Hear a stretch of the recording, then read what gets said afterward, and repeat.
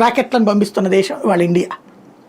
అలాగే అమెరికా వాడి దగ్గర ఆయుధాలు మనకు కావాలనుకోండి మన దేశ భద్రత కోసం, వాడికి 10,000 రూపాయలకి తయారయ్యే వస్తువుని 10 లక్షలకు అమ్ముతాడు వాడు. 10,000 రూపాయలకి అయ్యేదాన్ని 10 లక్షలకు అమ్ముతాడు వాడు. దానికి మళ్ళీ 1,000,000 షరతులు పెడతాడు. వీడితో కాల్చకూడదు, వాడిని కాల్చితే మాత్రమే ఒప్పుకుంటాం, లేకపోతే దానికి సంబంధించిన రిపేర్లు చేయడానికి ఇంత లెక్క అంత లెక్క అని నానా చావజీత కొడుతుంటాడు. అదొక పెద్దన్న పాత్ర అనమాట, బలుపు పాత్ర, ఒళ్ళు కొవ్వు పాత్ర పోషిస్తుంటుంది.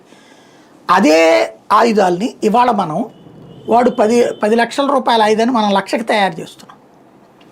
వాడు 10 లక్షలు అనే డ్రోన్ని మనం 1,00,000కే తయారు చేస్తున్నాం. పైగా వాడికంటే పవర్ఫుల్. ఇప్పటిదాకా అమెరికా వెపన్స్ అత్యంత పవర్ఫుల్ అనే ప్రచారం చేసుకునేవాళ్ళు. అమెరికా అంటే సూపర్ పవర్ అనేటటువంటి వాడు F-35 2 నెలల పాటు మన దగ్గర కూర్చోవాల్సి వచ్చింది. వాడు F-16 మనం మిగ్గుతో కూల్చేసాం. ఇది భారత గొప్పతనం, భారత శక్తి. ఇది తట్టుకోలేకపోతున్నారు. ఇది భయపెడుతోంది వాళ్ళని. అంటే ఆయుధ వ్యాపారం అనేటటువంటిది 3 దేశాలను ప్రపంచంలో అగ్రగామి దేశాలుగా నిలబెట్టింది. America, Russia, China.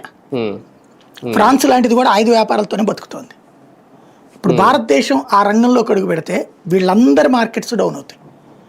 అందుకే అమెరికా, చైనా కొలైడ్ అయినాయి. అక్కడ రష్యా ఆయిల్ మనకంటే ఎక్కువగానే చైనా, కానీ చైనా